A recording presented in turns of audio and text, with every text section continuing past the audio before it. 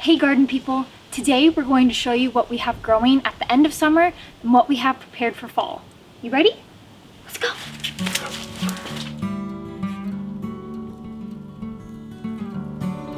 It's the height of tomato season in our garden and we are harvesting all sizes of tomatoes each day.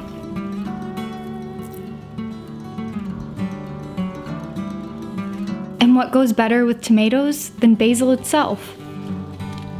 Our slicing cucumbers are also giving us cute little fruits every week, which we like to turn into refrigerator pickles.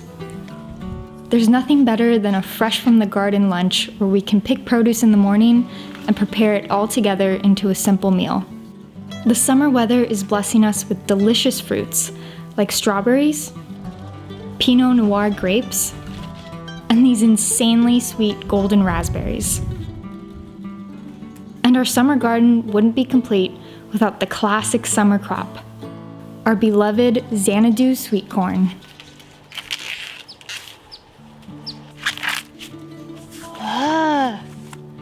Corn! Look!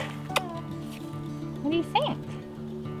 Aside from veggies and fruit, we also have flowers growing that the bees can't get enough of. We love cutting bouquets of these zinnias to add to our home and give to friends and family.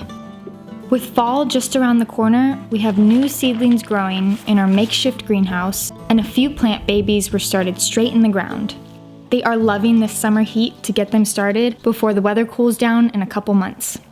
And a few fall crops that are still to come: apples, winter squash like baby butternut, the much anticipated baby watermelons, and our big harvest of onions, which are curing beneath the wisteria.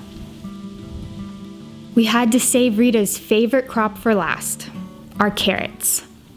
She likes to sit right beside me while I harvest because she knows she'll get to be the first taste tester.